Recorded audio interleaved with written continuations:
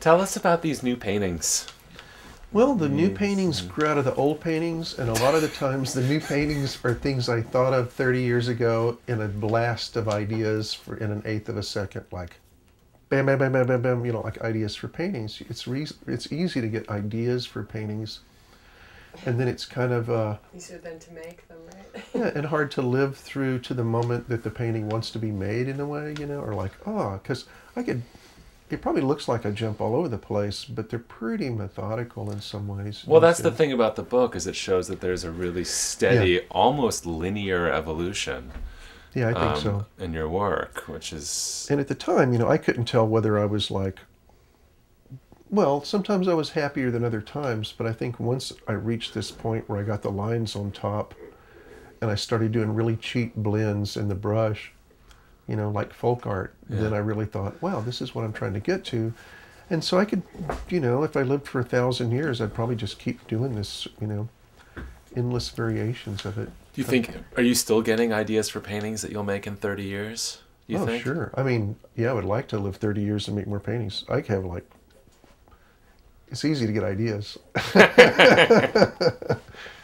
Because every time you paint a painting, you're thinking like, oh, I could have made it the yellow lighter. I could have made it bluer. I could have made it, you know, bigger. I could have made it. And so you're painting like 80 paintings for each painting you're making or something in a way. And you're going down that path. But I've got, I mean, to me, it's really fun to have worked out this thing of doing these drawings first. Because then when I finish the paintings, I go like, oh, used to it was like, what do I do next? I'll stare at the canvas for 6 weeks, you know. But now I go like, oh, it's time for me to go draw more.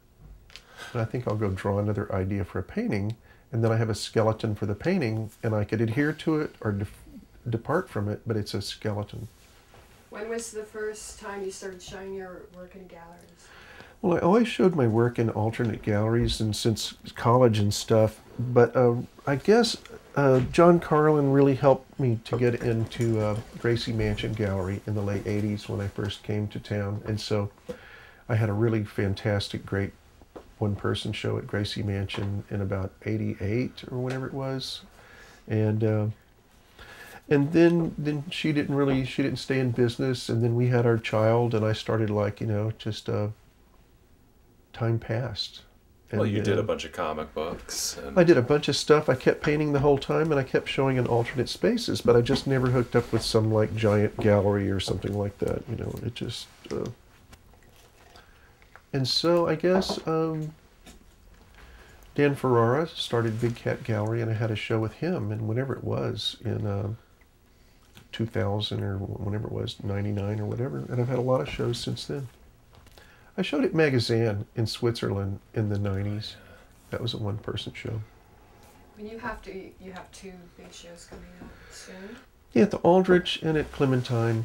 But I've been showing, I mean, I've been having one-person shows, probably 5 or 6 in the last 6 years or so, I guess. Do you get nervous or you get anxiety before your shows?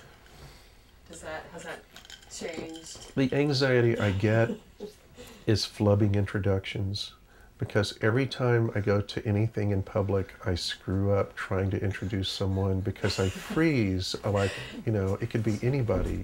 It could just like, oh, I forgot it's like a total cascade crash, you know.